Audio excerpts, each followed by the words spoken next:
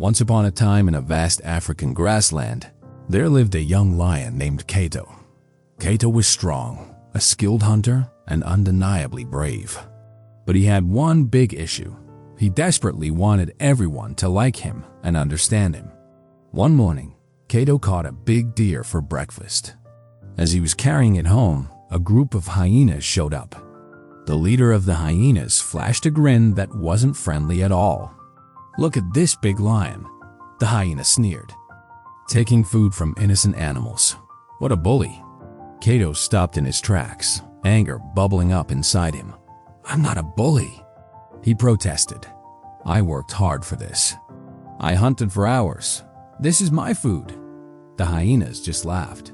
"Oh, listen to him. The big, strong lion is explaining himself. How cute."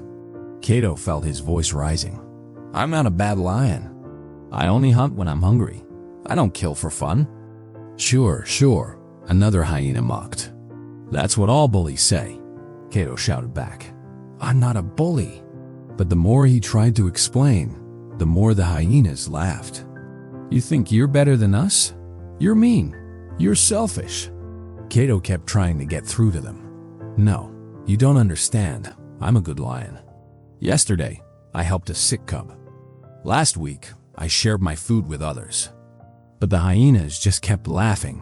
Finally, they walked away, leaving Kato feeling tired and sad. His breakfast was still there, but he had lost his appetite. The worst part? The hyenas looked happy, really happy.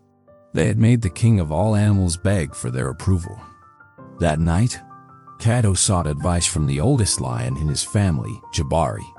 Jabari was massive, with a face marked by scars from old battles and a mane turning gray. Everyone respected him. "The hyenas make fun of me every day," Kato said. "They say I'm a bad lion, but I'm not. How do I make them understand?" Jabari looked at him with calm eyes. "Why do you care what they think?"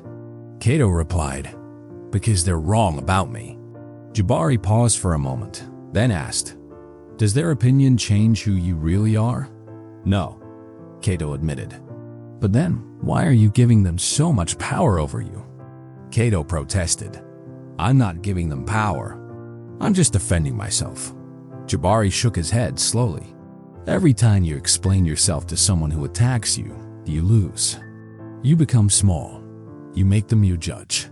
So, what should I do? Just let them insult me?" Kato asked. "Tomorrow, just watch me," Jabari said confidently. The next day, the hyenas found Jabari sleeping under a tree.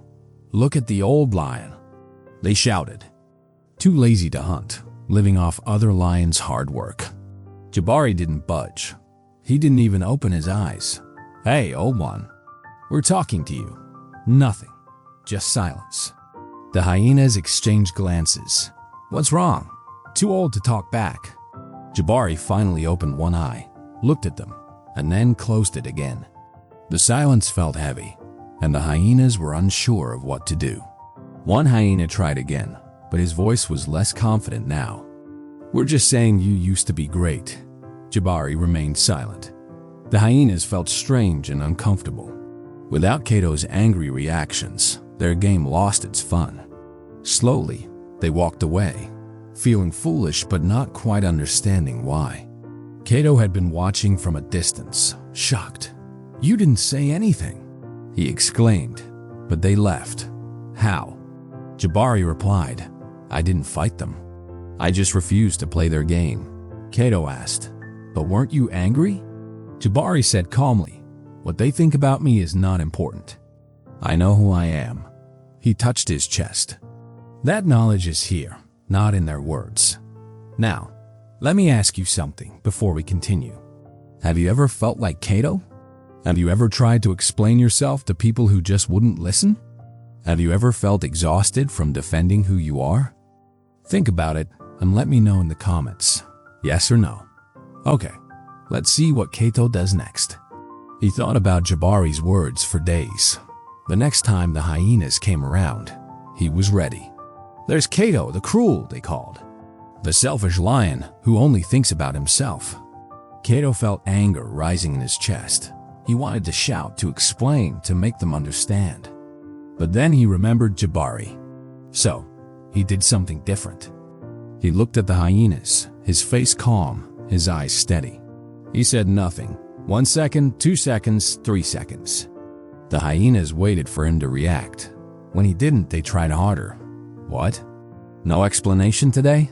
Finally accepting we're right. Kato just kept looking at them, his expression unchanged. One young hyena shifted nervously. Why is he staring like that? Another asked, I don't know. It's weird. Maybe he's planning something. But Kato still said nothing. The hyena's confidence started to wane. Their insults felt empty now. Finally, Kato spoke, his voice quiet but strong. Think whatever you want. Then he turned around and walked away. The hyenas stood there, confused. They came for a fight, but Kato gave them nothing to fight against. Weeks went by, and the hyenas tried again and again to provoke Kato. But every time, he either stayed silent or remained calm, so calm, it was like trying to fight a mountain. One day, a hyena asked, Why don't you defend yourself anymore? Don't you care what we say? Kato looked him in the eye and replied, Why should a lion care about what hyenas think? He said it without anger, just like it was a simple fact. And in that moment, everything changed. The hyenas stopped coming. There was no fun in attacking someone who didn't react. No joy in insulting someone who didn't care. Before I finish this story, I want to ask you one more thing. If someone insults you tomorrow, what will you do? Will you explain yourself like the old Kato? Or will you stay silent like Jabari taught him? Comment your answer below. I'm curious. Now, let's see how Kato's story ends. One day, Jabari saw Kato walking by, head held high. He didn't care about the whispers around him anymore. You learned the lesson, the old lion said. Yes, Kato replied. I wasted so much time trying to make everyone understand me. I forgot that the only understanding that matters is my own. And what do you understand now? A lion doesn't need to explain himself. A lion just is. Jabari smiled. You're not a child anymore. You're a king now. From that day on, Kato walked differently. Not proud, not arrogant, just certain. He didn't need to prove his strength. People could see it. He didn't need to prove he was good. His actions spoke for themselves. And when people said bad things about him, which they always would, those words just passed through him like wind through grass. Kato finally understood. When you don't need to defend yourself, nobody can defeat you. Real power doesn't come from explaining yourself. It comes from knowing yourself. When you know who you are, other people's opinions don't matter anymore. A lion doesn't explain himself to hyenas. He just lives his truth. Stop defending. Start living.